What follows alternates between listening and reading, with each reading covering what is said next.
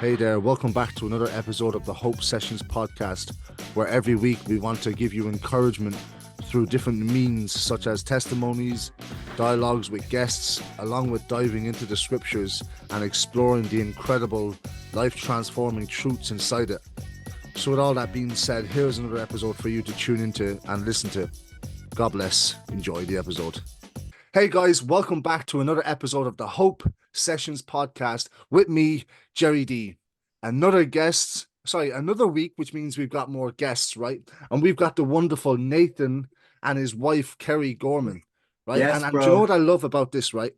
You know, when you know, in Christian circles, you know, we go to all these youth camps and conferences and weekends away and retreats and, you know, and people have like these mini moments where there's conversations that we have, and there's something sincere about the conversations that strikes your heart. Well, I remember having maybe 2 or 3 conversations with Nathan at Summerfire outside the big tent. I remember exactly where I was standing. He was hanging out with Joseph Corrigan and his brother Josh, and I believe what's the other guy's name? Big shout out, Ade. Ade, there you go. And I remember, man, you were just talking about how it's something that you've been praying for. And bro, look at what God has done, man. 6 years later, you're living into reality of an answered prayer. Isn't God good? God's been so good, bro. Big shout out to the lads as well, Joseph and and Ade. Them Summerfire moments and memories are definitely the best. There's so much when I think about it, so much to think about. They're definitely the best years. But yeah, I remember even chatting to you about stuff like that, and like it's so surreal now that I'm in it, because I'm like back then I would have been like 15, 16, 14.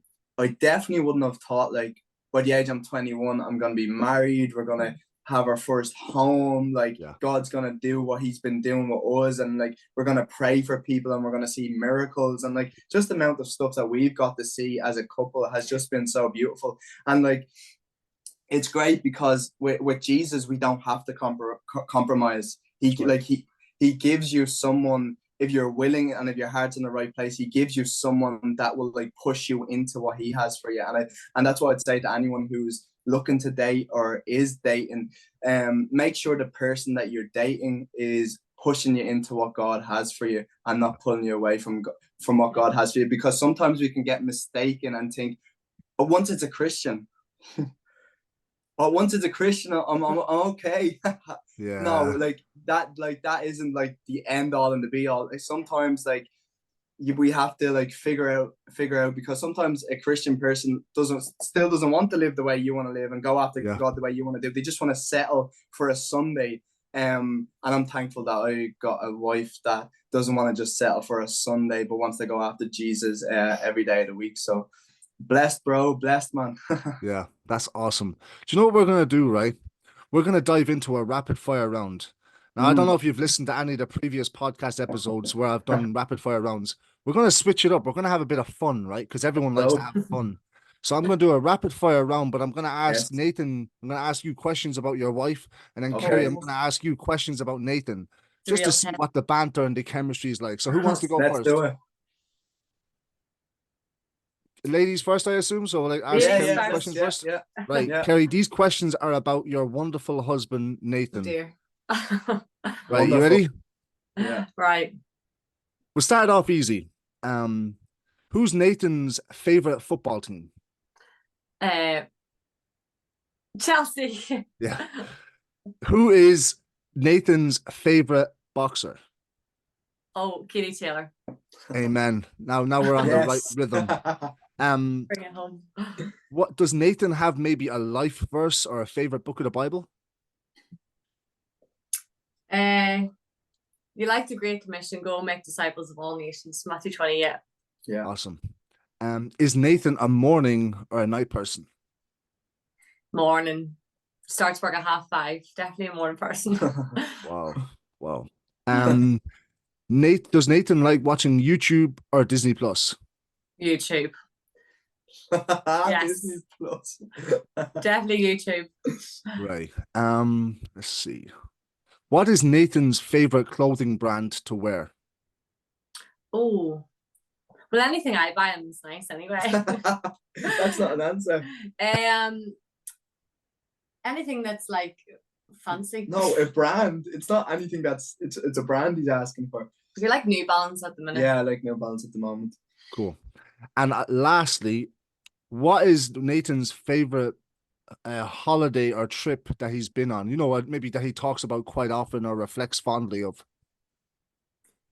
I'm going to say Edinburgh, because that was the first one that we went away together. It was a day trip. Yeah, definitely. So that's where it's all started. She said to me after that trip, bro, that was the moment I knew I wanted to marry you, because I got to spend like a full day with you. So that's definitely the highlight. Didn't kill him after a day. That's awesome. Wow. Kerrie, you have passed with flying colors, I believe, by the smile on his face. So that's a good thing, right? Yeah. Now, Nathan, we're going to put you, man, in the hot seat. You ready? Yes. Right. Let's switch it up now. What is Kerrie's least favorite meal? Least. You're not that. Or maybe like a food type that she doesn't like. Oh, that's easy. Food. First question. Least. Fish. Yeah, but no, she doesn't like prawns and Seafood. yeah, but it's not that she doesn't like it, because she actually hasn't tasted it. Okay. But she when like I try to get her to like taste it, she like just that type of person that will smell it and be like, nah. So if that counts, then fair. Yeah, so I'd say seafood. What is Kerrie's favorite type of music? Worship music, definitely. So I don't think she's ever listened to any other music, Jerry. Right. What is her favorite book of the Bible, or does she have a life verse? I think at the moment her favorite book of the Bible is Joshua. Right. She's obsessed with the walls coming down. Right. I like it. Let's see. What is her favorite movie series or TV show?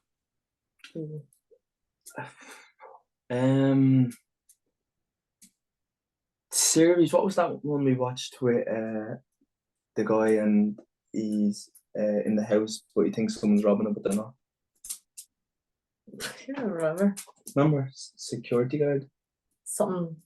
Oh, security. Something. It's on the stick. I think it's Security. I think that's what it's called. We only watched it recently.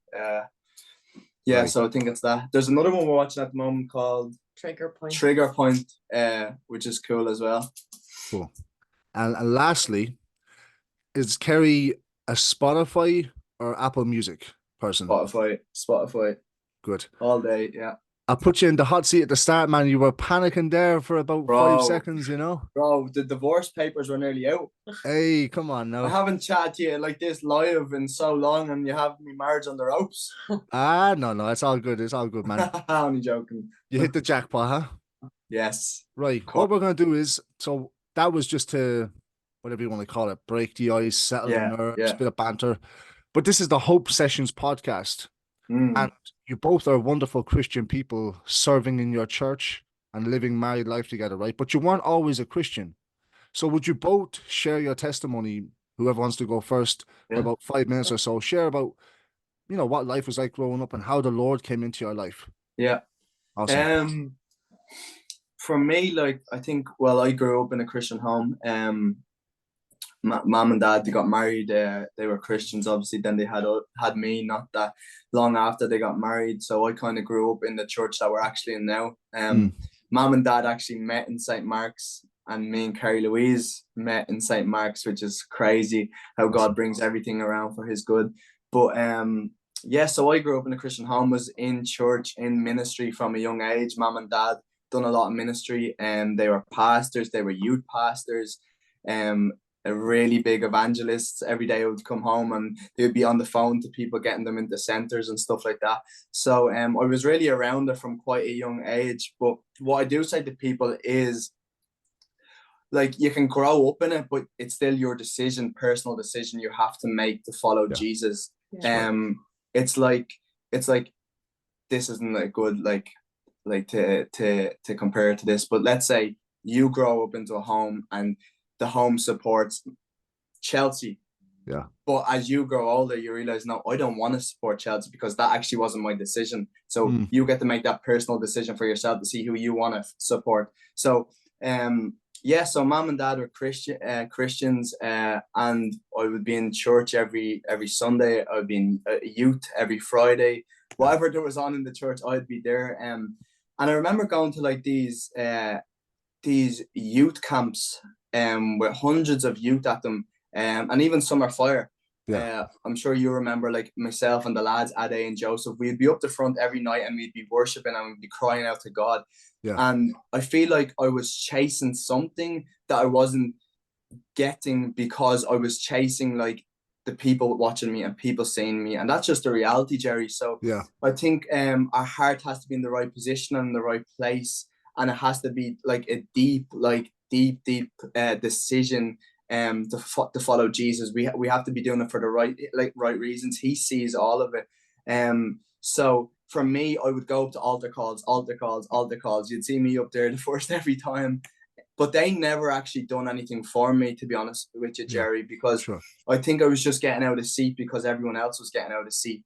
And I remember I was playing football probably about 3 years ago, and I was playing for a football team, a local football team. And every Saturday, whether they won or whether they lost or whether they drew, they would go out and they would be drinking and they would be up to no good. And because I was around it, I started getting into it. And I remember being in the pub one night, and I wasn't drinking, I was just with the lads, and trouble started to break out outside the pub. And I was sitting in there in the pub, and I was like, what the heck is going on out there? And one of the lads came into me and was like, don't go out there, there's lots of trouble happening. I was like, what the heck? So I went home, got myself home, and the whole night I was up with anxiety because I was getting text messages saying that I caused a fight that I did not know nothing about. So that was a big wake-up call in my life, where I was like, God was like, you're going down the wrong path. I need to do something to get you away from a son. And I love you, and I'm for you, and I'm with you, and I'll never leave you nor forsake you. So I'm going to take you out of that, even if I have to do something that it doesn't really make sense. So that was a big wake-up call for me, Jerry. And that was a moment where I was like, flip, God really, really cares about me. And that was only up to a few years ago. I was at all the Christian conferences and I grew up in it all, but that's when I've really seen God for me personally, like in that moment. And I remember one night, and I was in my room and I got on my knees and I was praying, because one Saturday I'm out in the pub with the lads, Friday I'm in youth, Sunday I'm in church, and I was living two separate lives. And I remember being in my room and just talking to Jesus, and I was just like, right, God, I got on my knees. I was like, God, I don't want to do this half in, half out type of Christianity type of life. I would rather be out of it than half in. So I remember just getting on my knees and crying out to God. And honestly, like, I never felt anything like it in my life. At no altar call, at nothing. It was just me in my room on my knees, and Jesus just literally met me there. And I remember sobbing, and I just felt his presence and his fatherly love just wrap around me. And I remember him just whispering to me, and I remember to this day, and he just said, "It's okay, son. I love you." And that was just my big breakthrough. That's when I started fully pushing into serving in the church. I was committing to youth, because I was the leader that moaned about bringing chairs and setting chairs out, and then I became the leader that come in early, and I wanted to do it, and that's what excited me. And the difference between moaning and honoring God and all that was Jesus met me, because I wanted to meet him, I needed to meet him, and he met me in that moment, and that was a big breakthrough for me. And now I get to do youth. I met Kerrie Louise on the youth team when I got myself into it. I get to serve at chapel, which is our young adults ministry, on a Wednesday, and God's just been so good. I'm in Bible college now, and it was that night, that moment, that God really shifted and changed everything in my personal life. And I always say to people, the lights are great, the big worship team is great, the altar call, it's great, and it might work for you, but what worked for me is getting on my knees in my room and just being with Jesus one-on-one. And that's what broke me for Jesus, and for going after him, and for giving up my life for him, bro. I hope that makes sense. No, spot on, man. There's something you said there, and it's so worth mentioning, man. It's it was you didn't just have a meeting with Jesus, you had an encounter. Yeah. And what your mom and dad and people in your church were experiencing, you actually got to experience for yourself. Yeah. And that's what changes it, man. It's like Paul on the Damascus Road experience. Yeah. He's on his way to persecute Christians, Yeah. literally does a whole U-turn and goes back because the Yeah. Lord blinds him and then sends someone to reveal his sight to him again. He gets Yeah. wonderfully saved. Yeah. And I love that you said that, man, about how altar calls and that there's nothing wrong with them. I've been to conferences where there's loads of altar calls, open skies, Summerfire, and Yeah. sometimes it can become so emotional and just so Yeah. hyped up, The and it's like piano and stuff like that, you know the what I mean? synth player is playing the Holy Ghost keys. I'm like, I Yeah. don't need Yeah. Holy Ghost. I need the Holy Ghost to invade my heart. I don't Yes. need the keys. It's And great. the fact that you said that, Yes. man, it's so true, bro. And do you know what? It has changed your life, and I see it, man. Yeah, 100%, bro. 100, and like it's crazy. I was leaving the gym earlier, and I was walking out, and had worship in my ears, and it was singing some song, and I was like, we go into the world and we get to tell everyone, and like you had this big hype worship on, but I felt like God saying like take the earphones out and see do you feel the same without the music and the noise and stuff like that, because Sunday is great and it's great to go after Jesus and in communion and fellowship with fellow believers. Yeah. But on Monday, when the piano is not playing in the background, can you still push after Jesus and tell people about Jesus and be that difference and be set apart and not engage in conversations and work that you shouldn't be engaging in? It's just little things like that. And the beautiful thing about it is, Peter, so Jesus met him as a fisherman. Yeah. And by the end of Jesus' journey, walking on earth, Peter denies Jesus 3 times.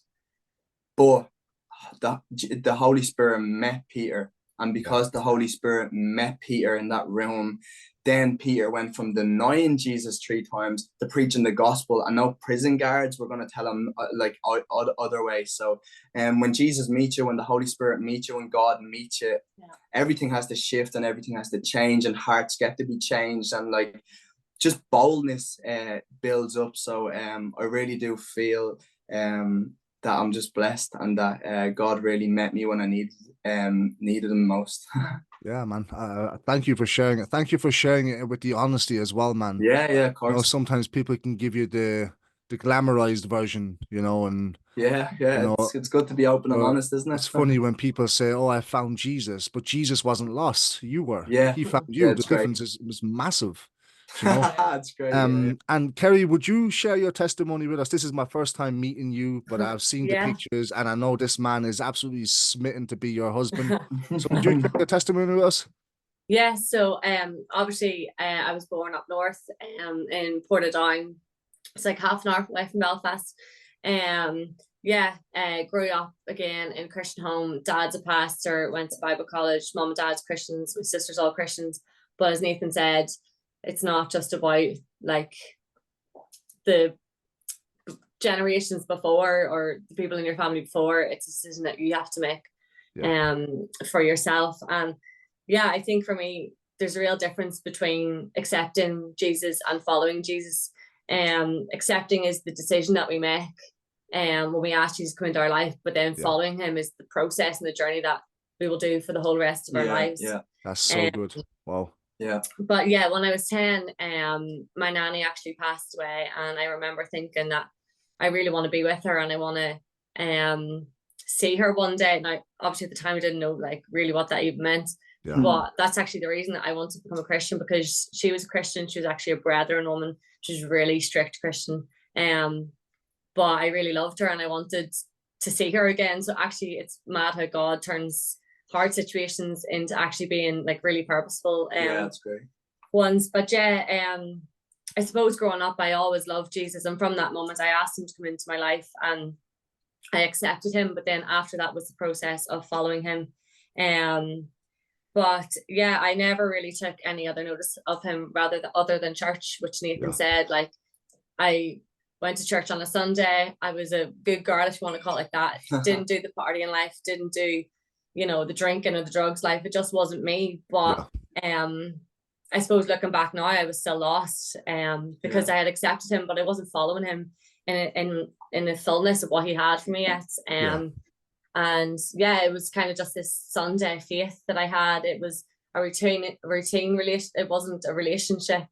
So yeah, I suppose my journey for following Jesus really began 6 or 7 years ago. And it's funny because our stories are actually similar. I started going to youth in our local church that I grew up in as well. And it's funny, I remember one of my friends, she was going to the same school as me at the time, and she was also in church. And she was saying, come to youth, come to youth, come to youth. And I was like, no, I'm not going. Like, and then I would say, yeah, go. And then like half an hour before, I'd be like, no, I'm not going. So anyway, I decided to go because she just kept pestering me that much. And I was like, you're just annoying me. So I'm just going to go.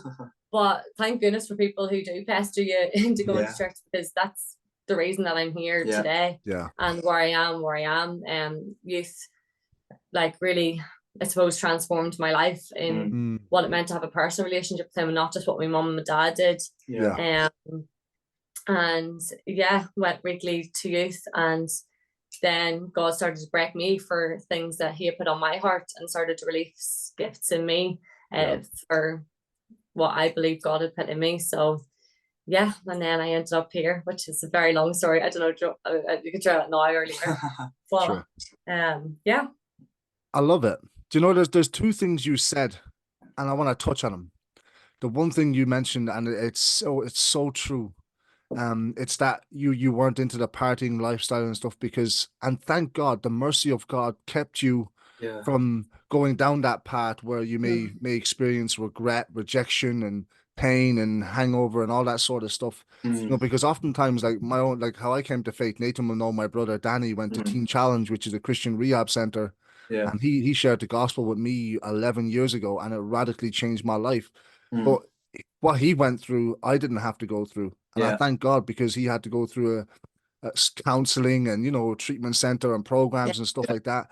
And thank God that, your testimony is of the keeping power of God.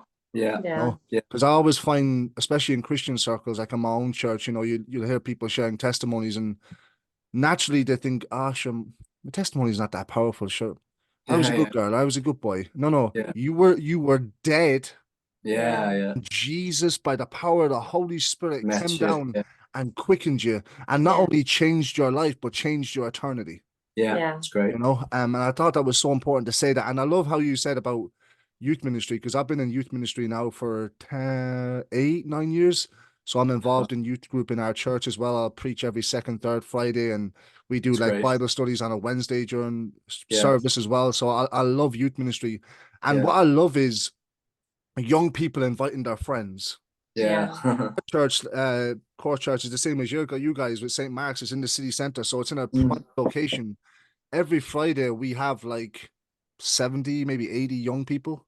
Wow, and like, out of that, there's probably like 6 people that come to church. That's class. We're teaching them what worship is. They think it's Christian karaoke, and you get up and they do the nay and you know, all the girl dances from TikTok, and we're just teaching them like the basic stuff. What does Jesus mean when he says, I am the way, the truth, the life? Because as Christians, when you're in church for any length of time, you become so conditioned to going, yeah, sure, God is the way, truth, and the life, and he forgives our sins, and it just becomes so repetitive for us. But yet seeing young people on a Friday really encounter the scriptures, encountering like some of them in worship, you know, the lads that come in with their hoods up and they think they're from Top Boy and they're just pure. And then the presence of God during worship has them crying. Great. Some of them are on their knees and they're calling out for Jesus to forgive them. I think it's incredible. So I love the fact that you're both in youth ministry, you know, because that's class. The youth, I always say this to some of our youth group in my small group. So I lead a small group for the under 14s, which has about 14 guys in it, right? And I always say this: you are not the church of tomorrow, you're the church today. This whole idea of, you're the church tomorrow, because then in your mind you put it off. I'll just live life for a couple of years and then I'll come back. No, you live life now with Jesus. Let the journey be with him into your future, you know? Great. And I love that you both met in youth ministry. I think that's incredible. And obviously this podcast episode is about before/after the ring.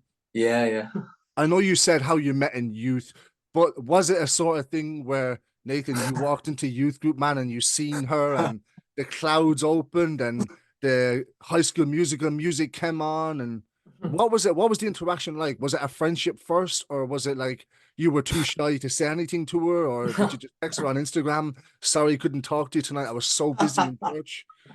All of the above. Bro, Yeah. there's so many little details and so many little moments where I'm looking back and being like, that's so funny. But there's specific few moments I remember. I remember we had a rule, and it was like in our youth, and our youth pastor Darren made it, and he was like, if you say something that's not nice to someone, you have to say 2 things that are nice back to them. Okay. So I purposely said something not nice to her, and I actually forget what it was, but I was so focused on saying something nice to her. So after I didn't say anything nice to her, and I was thinking in my head, okay, I wonder if she comes back to me and says, you need to say those nice things to me. So all the other leaders around were like, no, you need to say two nice things back to her. And I was like, okay, your hair's lovely. And I forget the other thing. I was like, you have good clothing sense, or your sense of clothing's good. And that was just me putting a little seed in, being like, I'm here if you ever look at me. There was another moment. So I always thought she was like a really pretty girl, but like Jerry, honestly, and this is me being dead serious, like I was like, she's up here and she hangs with the cool people. Yeah. And I'm just down here. I've only got back into youth, and I have a long way to go to even have a conversation with this girl, or even like to ever go on a date. Like, date was like at the back of my mind. I was like, I need to do 101 other things before I even get a date with this girl. Sure. And one of the most important things I'd done to like be attractive to her is serve in church, and not be that part-timer or the leader that complains, like I was saying earlier, but be the leader that like shows up and wants to serve. And I didn't do that because Kerrie Louise is watching me, but I done that because God done something like radical inside me that would want to serve him, regardless how I was feeling. And the difference between the person that wants to serve and the person that feels like they have to serve, there's a big difference. And like the view of that looks so different. It's make or break for someone that's looking from like abroad and being like, well, that Christianity looks tiring, that Christianity looks like you have to. No, I'm not into that. But if we are leaders that be like, no, I love putting chairs out, and I love setting out for youth, and I love being on Tuck Shop, and I love getting to MC and give her everything, we're looked at completely different. But yeah, I remember like when we were setting up for youth and stuff like that, I would always try to be around her and stuff like that, and be like, do you need help and stuff like that. And then there was another time where I was sitting on the sofa with one of our leaders, and his name is Graham. And this was Jerry, what are you doing to me? This is very early on. Like I fancied her, stuff like that, and this is very early on. And I was showing Graham that me and Kerrie Louise were communicating to each other on Instagram. I was like, bro, what does this mean? Do you think she likes me back and stuff like that? And she's sitting across the other side of the room chatting to some youth, and Graham's going through my Insta chat with Kerrie Louise, trying to see, is there any hints there that she likes me or whatever back. And by accident, he likes her message. Bro, she was on her phone. She was on her phone, bro, which was the worst thing, mate. Honestly, man, I nearly had a stroke, Jerry. Oh, stop. I turned the phone and just started like pretending to be having a deep conversation with Graham. Oh, and I don't think she noticed, which was probably God, but that was so nerve-wracking. And the last thing I'll say is, I remember she was going around and she was offering people, did they want tea and coffee before youth started. The dark chocolate buttons. Oh yeah. Yeah, tea and coffee before youth started. And I said to this guy, Graham, I said, Graham, what if she asks me, do I want tea? What will I say to her? He was like, do you want the cup of tea? I was like, yeah, but what will I say to her? Yes, I want the cup of tea. So every little moment, bro, was literally like getting me like really worked up. And I remember after youth, every single Friday I would be on FaceTime to Joseph Corrigan, and I'd be like, she's getting like, I don't know, will you give me advice, bro, and stuff like that. So he had to go through all that journey of like, I don't know. Yeah. So youth definitely made us become familiar with each other. We got to know each other. And one of my favorite things about Kerrie Louise is how well she loves young people and how intentional she is in going after the one. Because sometimes the one can be missed, but we know Jesus goes after the one. And I love that she has that heart to sit with the one person that feels left out, or sit with the one kid that doesn't feel maybe as loved as the rest. So I just like, there was a lot of things in that sense as well. But I hope that answers your question. There was just little moments. And then I texted her on Instagram 2 Christmases ago, and I said, "Happy Christmas, Kerrie Louise," just to like put another seed in there. Bro, I didn't even get like a liked message. I got like a blank. Like, I don't even know how that happened. Bro, I have proof. I got like a complete blank. Like, there was no like a reply would be kind. A like would be, okay, well, we have it work to go. But I got nothing, mate. The fact that I still went after, I got the same, bro. I got the same. Not intentional. That was in the December, and then by the April we were boyfriend and girlfriend. So God works in mysterious ways. And the year after we're married. And the year after we're married. That's awesome. Kerrie, is there anything that he missed out that you would like to maybe share your version of the story, or was there, you know, anything that you want to add in on that?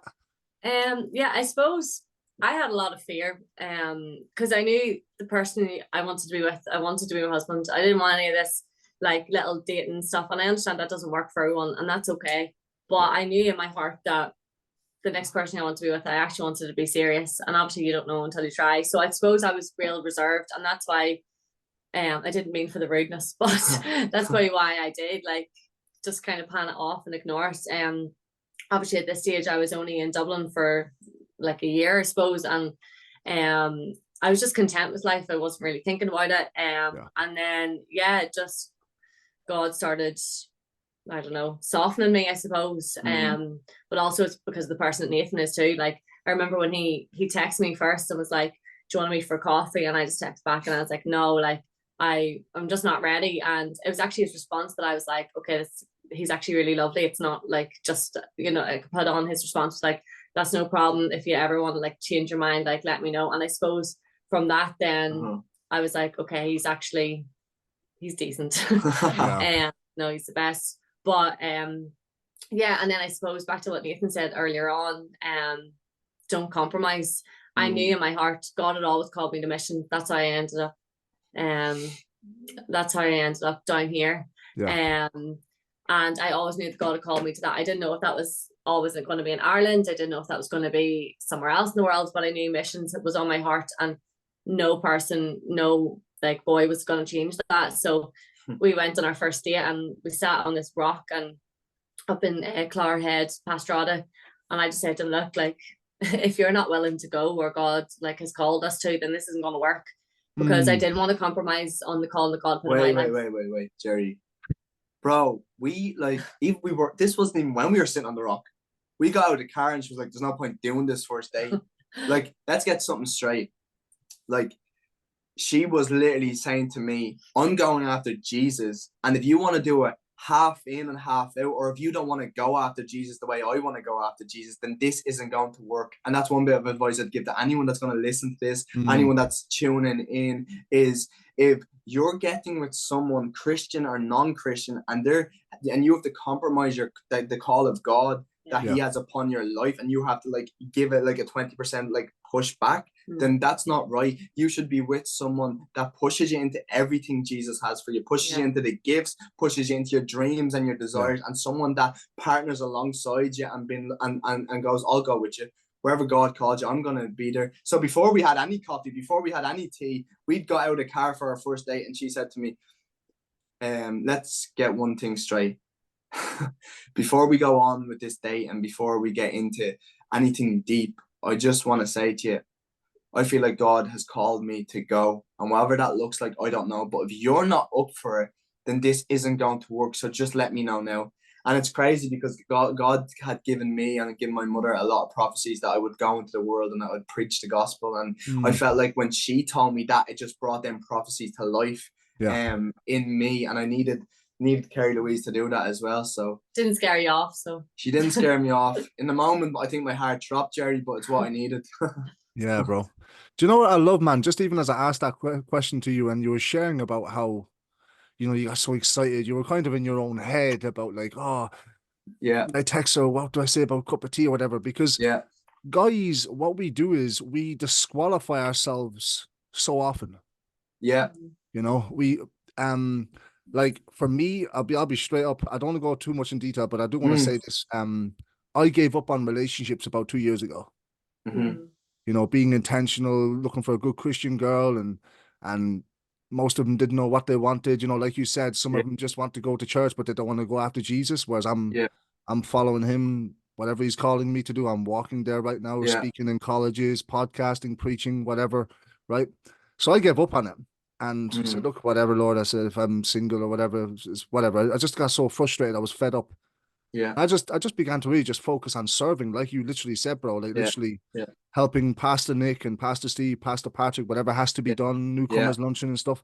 And it was when I laid down the idea of getting a partner that he brought the Yeah. wonderful Vinny into my It's life. great.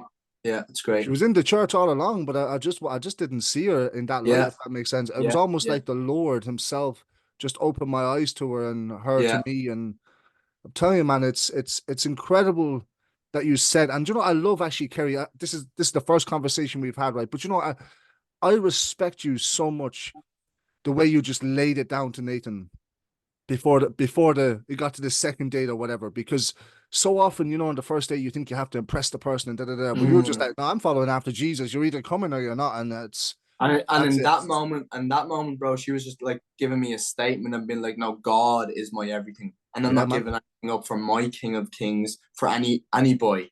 I'm not going to give up the call that He has upon my life for any boy." So from that moment onwards, I knew that because we meet a lot of Christians, bro, every day, every Sunday, and sometimes we don't know what way they live, but sometimes you only see them once a month, and sometimes like their social media tells you a different story than they are Christian, but I was just hitting literally hit so hard by what she said. And it's not just that, bro, she lived it. Like Yeah. the way she talked, the way she spoke, it was just something like pure about this girl that wasn't going to compromise on anything. And honestly, as I said a few minutes ago, if you're thinking about Christian dating, don't just settle with Christian dating. Settle with someone who really wants to just like go after what Jesus has for them, because that's so much better. It really is, man. That's right. And you know, so you're now at the stage where you've let her know you like her, and now you're dating, and now you're moving on to the engagement, bro. Yeah. Could you share what the engagement is like? What it Yeah, was yeah. like for you? Did you spend so much time in your head trying to plan a speech? Did you know? Did you not know? Yeah, bro, it was I might as well get into all of it. Yeah. So like, bro, honestly, like we went on our first date on April the 30th, which is coming up to 2 years. We were boyfriend and girlfriend like 2 weeks later.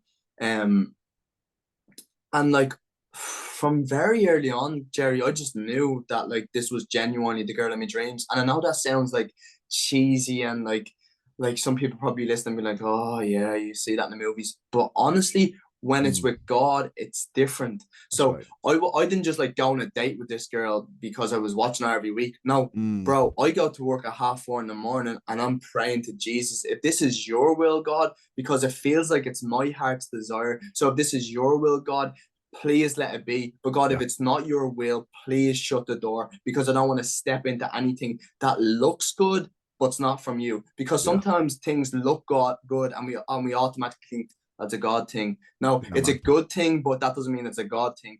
So from very early on, bro, like, so from the Christmas that she she ignored me, I was praying, because I was like, right, that could be like, I could turn away and be like, okay, that's it, I'm not gonna show this girl I'm interested, stuff like that. But I just kept popping back up. But in the middle of that popping back up, I was praying intentionally every single morning, bro. Like on the way to work, it takes me 15 minutes on the scooter. I wasn't praying about anything else. I was praying, Jesus, I'm not being hurt. So if that girl is supposed to be the girl for the rest of my life, like let something like break and let like a door open and let heart soften. And I remember saying to Jesus, and honestly, Jesus, if it's not from you, please just like leave it now. Leave it and just like give me a sign that this is not from you. And like after those prayers, like weekly and daily, bro, like God just started like opening little doors between both of us and stuff like that. And when he answers prayers like that, like I say to Kerrie Louise most days, you are my heart's desire. Like I'm living in my heart's desire. Like I pray that Jesus would give me you, and he's given me you, and he's not just giving me you, you're my wife. Like I get to be your husband. That's a blessing, you know what I mean? And I didn't just pray to Jesus then when I wanted her. I prayed to God about her every single morning now, because like so much we can ask God for stuff, and then when we're in it, be like, oh, I'll just settle now. No, I'm gonna keep praying. And my prayer every morning above anything is that I'm the best husband to Kerrie Louise. But anyways, yes, so honestly, there was never like a second, like obviously we had to get to know each other on like a personal level, because all we knew from each other was serving in church, really. We served on a Wednesday, we served on a Friday, and we saw each other on Sunday. That's 3 church days. So we needed to get to see each other outside the church setting, and just to see the fun side of each other and just get to know each other and go on dates. But honestly, like as I said, we were boyfriend and girlfriend in the May, and like honestly, man, I could say to you by June or by July, I knew I wanted to propose to her. But I just knew from the very first time we spent together that she was going to be my wife. And as I said a minute ago, people are going to think, oh, that's like, no, I genuinely knew. And for you or for someone else, it might be a little bit different. Your heart might work a little bit different, or God might want to teach you something different. But I genuinely, like, I truly believe that I knew from very early on. And it was just then the thing of like not like pushing at her and being like scaring the life out of her, you know what I mean? Because she was just like breaking down walls, and she was just being vulnerable and open up to me. So I'm not gonna be like, let's get married, because that's weird and that's freaky. Like I knew that in my heart, and that was my prayer. Because let me say one more thing: if we're dating, our intentions should be, that's the person I'm gonna marry. What's the point in being with someone for so long, or like, and I get it, you have to like kind of figure out for the first few months or first few weeks, is this the person I'm gonna marry? But if you're with someone like a year and you don't know if you want to marry them or something, I would honestly like spend some time with Jesus, and he will reveal some stuff to you. But yeah, I knew pretty soon on. We went to get the ring then in November. So we customized our own ring. So that's like 6 months into dating, we went and customized our own ring. And Kerrie Louise had always said she didn't want me to propose until the year mark at least. And I was always like knocking on the door being like, you told me you weren't ready to meet for a coffee, and you text me a week later saying, I'm ready now. So I was kind of like giving the hints, because I was so ready. And I didn't even know what ready looked like, but I knew I wanted to spend the rest of my life with her. So then the January, so we went with her family for Christmas up to Portrush, up by the coast. And I remember one lunchtime, Kerrie Louise just came into me, and she was just like, Nathan, I can't wait anymore or any longer. I needed to see you with my family. I need to see your personality with my family. I love you. I don't want to wait anymore to like be engaged. You can do it when you want. So then a week later, I met her dad, and we had that lovely conversation, which was very special. And then 2 weeks after that, I proposed to her in where we had our first date. And that was really special. And then we got to spend some time with our families. But you know, Jerry, sometimes like the people you think that are for you sometimes don't end up being the people that are actually for you. And I think we seen a lot as well. There was people that were for us, there was people that didn't think getting married was the right thing. And we respect everyone's opinion on it. But I knew what God had placed in my heart. I knew people looked at me and been like, he's 20 and he wants to get married. He is nuts. No, I'm not nuts. I just knew Jesus had like put something inside of me. And sometimes going after Jesus and sometimes doing stuff that you feel like Jesus has placed on your heart looks silly and looks weird to other people. But I knew quite rightly that I'd heard from him. And I wouldn't have done it or done any of this if I didn't hear from him, or if he didn't give me peace. So yeah, bro, that was really, it really all happened real quick. And then we obviously we got engaged last January, and then we were married by October. So yeah, that's awesome. And Kerrie, would you like to add in anything maybe about the engagement? You know, probably more on like a practical note. Like, I'm such an organizer, such a planner, such a perfectionist, which is good and bad all at the same time. Which Nathan will testify to. But yeah, like as much as it was like the most beautiful special season, it was also probably the most pressurized season as well. And like financially, you're working out all your finances now. That's stuff that we had done before we got engaged, because we like wanted to be practical. We weren't just like, let's get married with no money. Like, so it's stuff that God, even in that, like God already knew. But like you're thinking financially, you're thinking practically, like, and it does, like, you're having conversations, and like Nathan, I might have an opinion on one thing and I might have an opinion on one thing, and like that's all part of like strengthening, like, to be your marriage. And it's the most like beautiful, but it's also the most stressful, because some stuff it's out of your control. Like some stuff you can do 6 months in ahead, some stuff you can't do till like the month before.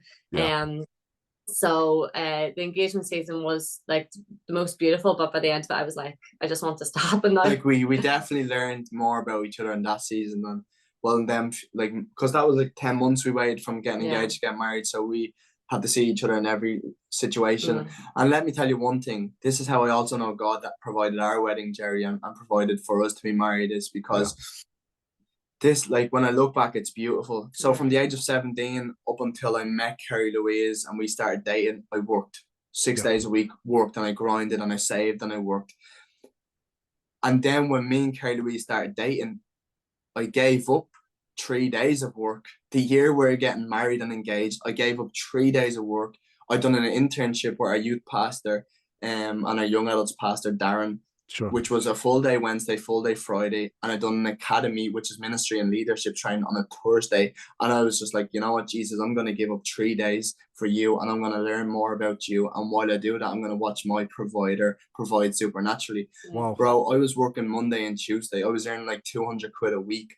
And Jesus still gave us our dream wedding, her dream venue, with like our family and our friends all there. So honestly, man, he's provided in like crazy ways. And then like that kind of settles your heart as well, because you're like, you know God's in it. And obviously there's moments where you're like, oh, like, I'm giving up this time for you, Jesus. Like, you have to do this. And there were some challenging moments, but he shapes your character through all that, you know what I mean? And you have to learn to trust him. You know what I mean? You have, like we started renting as well, and now I'm still doing Bible college, and he's still just providing supernatural ways. And when you give up your life for him, bro, he just gives you so much more back. He blesses you more than we could ask, think, or imagine. And even on that, like, I'll just say it really quickly, in that time that we were engaged, obviously we're in a housing crisis, and we're like, what the heck we're gonna do? We're in a housing crisis, like, love our parents but don't want to do that, like, we want this time for us. So yeah, I think we were literally looking for like a month on Daft, and it could be so easy to be put down because everyone's like, the housing crisis, what are you gonna do? Can't afford this, blah blah blah. And we were like, God's got us, like, he has never let us down. And I remember we viewed some houses, and I felt like God was saying, like, that's a house, not a home. And there could have been easier options, but we knew where God wanted us to be in some degree. Like, we knew where that was supposed to be, and we were offered places that weren't that, and we were like, no, people thought we were mad. But that's okay, because following Jesus, sometimes it looks like that. And once you know in your heart. Like, bro, we were going after the impossible. Like, we were literally going, we could have said, no, we're going to live somewhere, and then we're going to travel to church for an hour because it's cheaper. No, we want to be, we wanted to be where we were going to serve. We wanted to be where I was going to do Bible college. We wanted to be there. And we really went after it. Like, and people were like, that's impossible. You're trying to live in city where, like, it's €1,500 rent outside city. So how are you going to get city? And you want to... So then we were just kind of looking on Daft and sending emails. Now, we probably did send like 100 emails. But we applied for this place in Terranure, which is like real posh place. Don't ask how we got this, the Lord.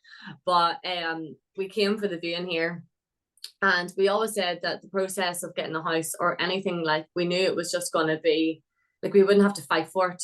I just had that thing on our hearts where we're like, because everything we were looking at and viewing, we were like, it was stress, we had to fight for it, it was pressure, it was this and that. And I said to Kerrie Louise, like, a week before we went on a mission trip, and we didn't have a viewing the week before we went on a mission trip, but I pointed out that week about 6 weeks before, and I said, that week we're going to get her home.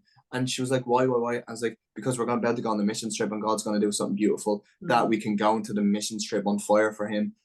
And so then that week, it was the start of the week, we applied for it. So we applied for it on the Monday, got a phone call for a viewing on a Tuesday, And I was like to Nathan, this is the only like viewing that we have. Are you saying this is going to be our home? And he was like, well, yeah. And I was kind of like getting fed up at this stage. I was like, well, I believe I want to see it, blah, blah, blah, you know, that little rant. And we viewed it on we viewed it the next day anyway, and the Tuesday, and then the Wednesday, we got it. Oh yeah, then Wednesday we got it, and it was mad because it was his your birthday as well. And I got accepted for Bible college. They literally rang me, like, so she got a phone call for the house. We got it. Then 5 months later, they rang me for Bible college. I was like, we want to accept you, and we don't really usually do on phone calls. We usually call you in, but we can't. Like, we're inspired by you. So literally, Bible college, home, like it was just all a flow, and that was Jesus telling us again, like, we've got you. And Jerry, like we were compromising, like we were like looking at places in the city where like there was drug addicts and drug dealers outside the homes, and because that's Dublin City for you, like sometimes like maybe that's what it looked like, I don't know, but like how am I supposed to go to work at 4:30 in the morning where I know my wife is there by herself and all that messing is happening around the street? And that's us compromising again. But literally, Jesus just absolutely blessed us with the safest area in Dublin. Safest area in Dublin, Jerry. The neighbours are great. They live here 30 years. There's never been problems. I can go to work in the morning while my wife is safe. And and everyone's story is different, Jerry. But like this is our story, and this is the way God's like He just shows up every single time just to let you know, no, I've got you and I'm for you, and I have good plans for you, and He gives good things to his children because he ultimately loves us, Jerry. Yeah, man. Oh, bro. So I'm sitting here and I'm going to say it. I'm being so stirred. I'm being so inspired that even in the middle of a housing crisis, our God, who created this whole world that we're living in right now, had your house already.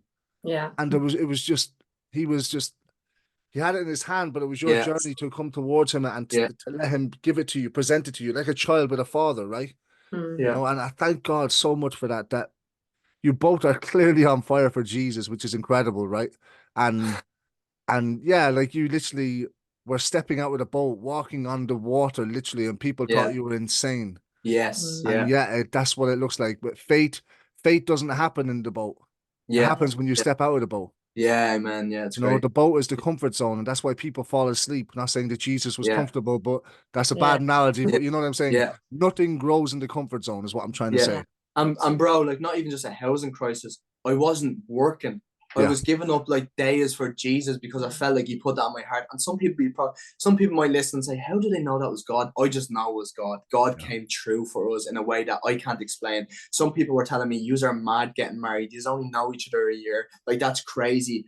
But you might say it's crazy, but my God is so for us that I can't like go back on it because He's just been so good. He showed up and He showed up and He showed up, and He's given us our home, and He's given us like a safe area, and He's given us like each other, and He's given us like a church 10 minutes like away. That's great. He's given us work. He's given me Bible college, and like, Jerry, honestly, we could look ahead. Every time we've looked ahead and worried about finance, God has just done something so supernatural. And it's just like, He's just reminding you that He's for you and that He's got you.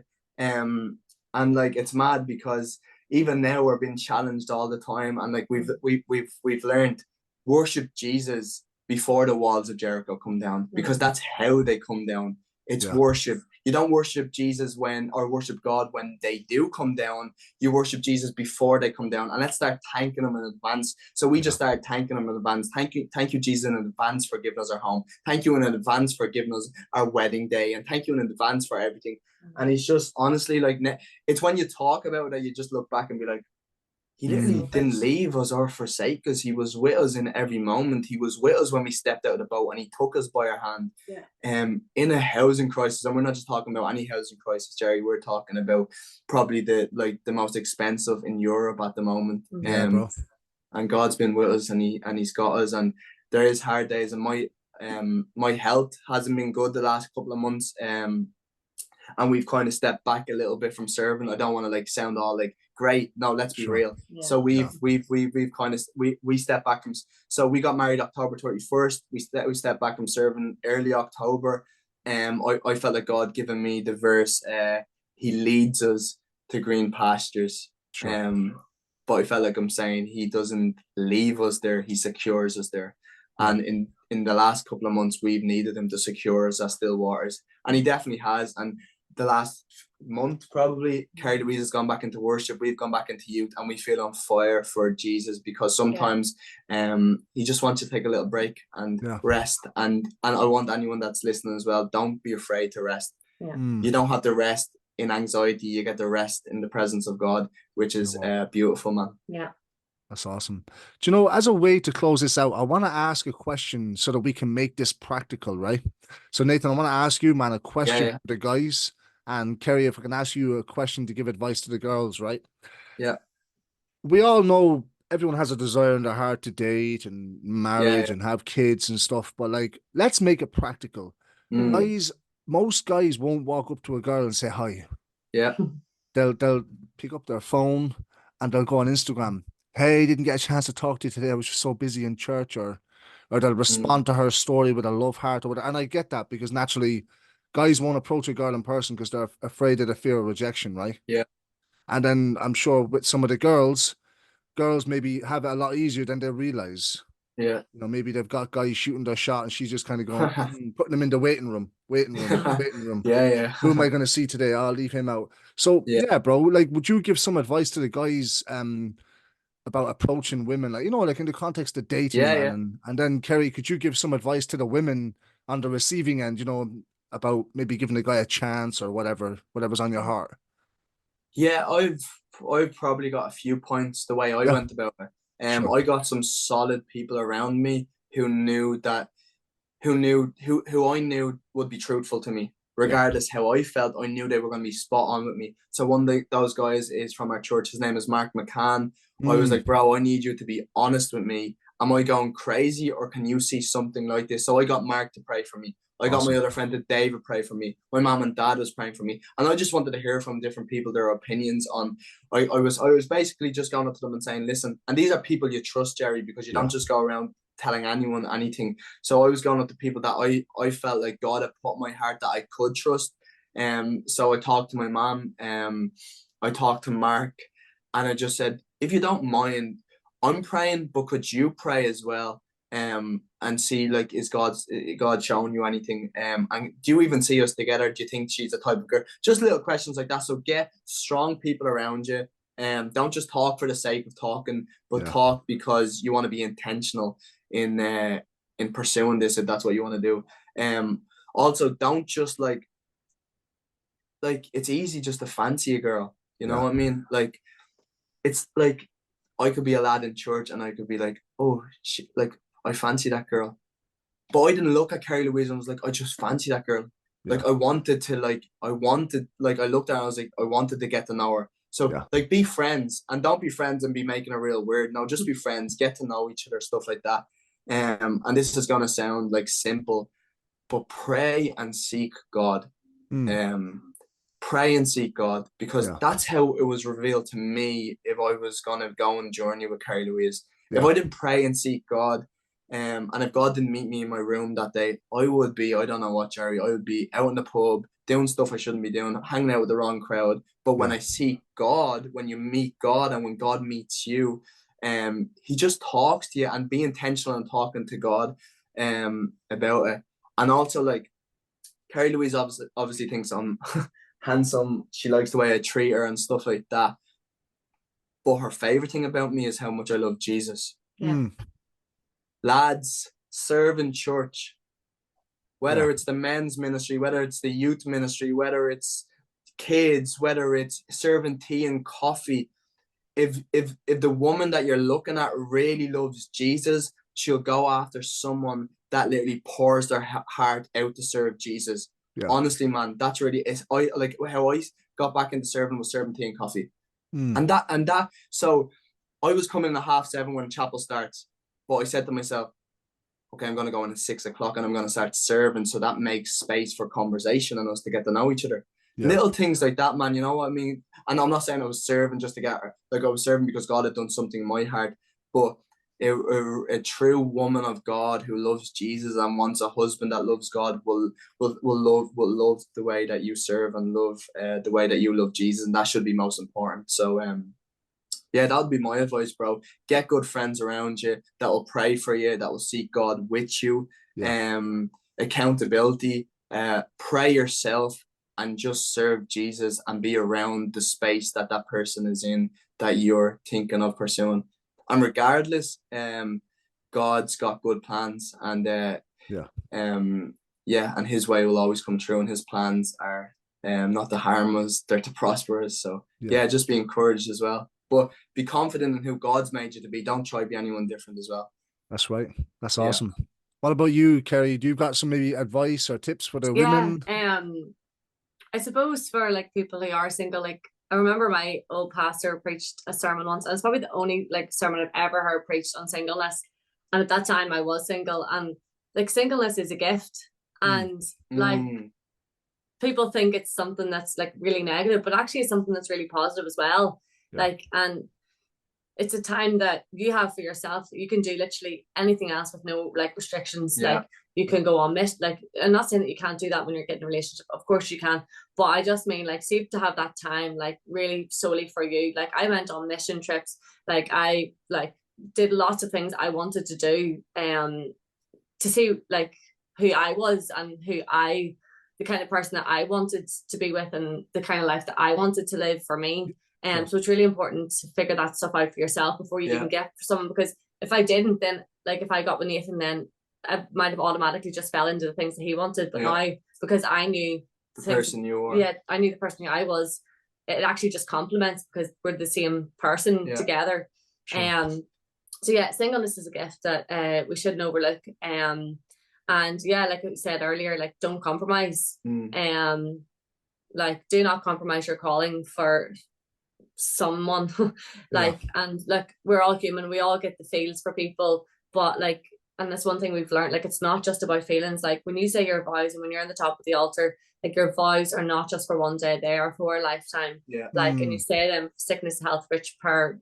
We've added a lot more good, bad, pretty, ugly, like it's all of those days. So just enjoy life while you're single, while you're dating, get to know each other. Ask each other, what's your heart for this? What do you think God's calling you to? Don't compromise. And also just be practical, like with your finances, with where you both might want to live. You might find out when you're dating that someone wants to live in a different country and you really don't. Like get all of those awkward questions out in that dating period. And if you don't feel comfortable enough to do that, then that's probably an issue. Or it may take time, and that's okay. And not everyone's story is the same. Like our story, like we happened very quickly, and probably like weren't even expecting it to happen so quick.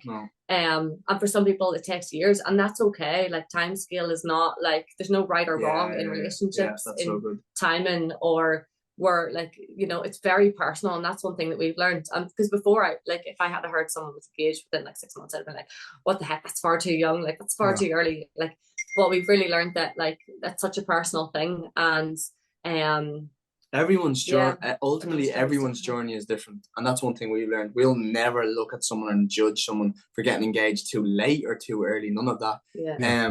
But one thing I will say just to end, or just to add, Jerry, is focus on yourself. Because if you're so focused on someone else, then you're not like building something in yourself. So I would say, even before going up to the girl or going up to the boy and asking them questions or like trying to like flirt and stuff like that, get yourself right. As Kerrie said, get yourself to the place where you want to be. See what God has for your life. Go after Jesus by yourself before you do it with someone else, and just see what he has in store for you. Because we found out that when you go after Jesus by yourself, Jerry, it's beautiful. But when you get to do it with someone that wants to go after Jesus ultimately as much as you do, it's really special. I love it. Do you know, I love the advice you give. It sounds simplistic, but sometimes we need the simple stuff because we complicate everything. Serving Jesus. The church will always need servants. Someone, you can be a friend to someone, serve tea, coffee, whatever it is. There's so much to do. Do you know what I mean? And if a guy shoots you a text, no matter how stupid it sounds, if he just says, hey, with a thumbs up or something, you have to see that the guy shot his shot. Maybe he was a bit afraid to do so, and Yeah. don't shoot him down so quickly. You know, you Yeah. don't know what the Lord might do through a simple act of him reaching out, or Yeah. how long it took for him to send that text or whatever, Yeah. just in his head, you know. But thank you so much for coming on. No, I'm Thank serious. I don't want it to sound like it's podcast rhetoric, right? This podcast episode wouldn't have happened without you both saying yes to come on. And yes, you're young, but hey, Yeah. the scripture talks about be an example in your Yeah. youth. Don't despise your youth, right? Yeah. And Yeah. thank God that he's the one who is writing your love story. He brought the Yeah. both of you together. Yeah. And I Yeah. really enjoyed hearing you both share individually, but also collectively, how you complement one another. And I really believe that there's so many gems that can help people either minister to them. Some of the stuff you said will be a tool used to help people in Yeah. their life period. Yeah. You know, but I want to thank you so much for coming on, Yeah. guys. Really appreciate it. Jerry, you. one more thing. Sorry, it just Yeah, crossed man. me.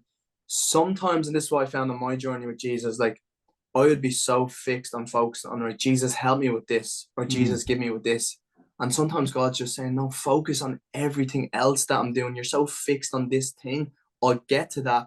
Like, let me do the rest. Let me do everything else. Because like when we become confident in who we are in him, then he knows that, like, if he gives us someone else to do life with, that we're not just going to leave Jesus. We're not just going to run off on God.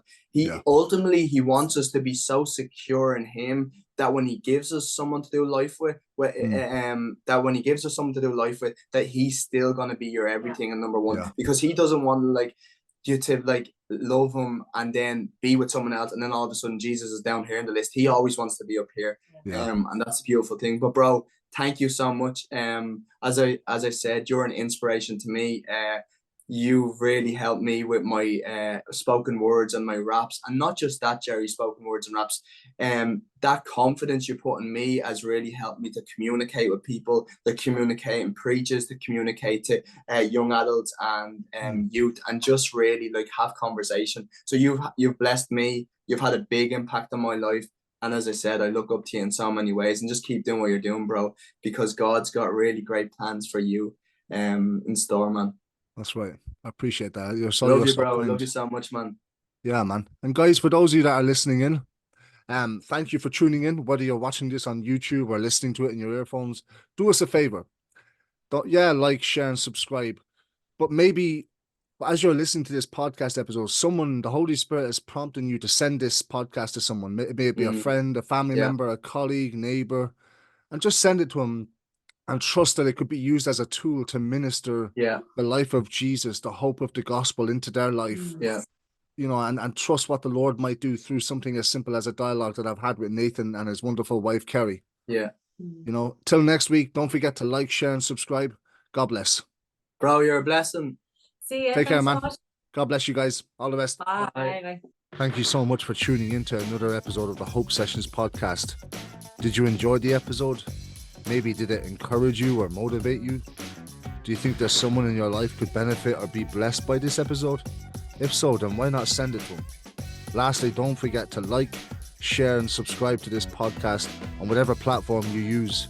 This massively helps to spread the podcast literally all across the world.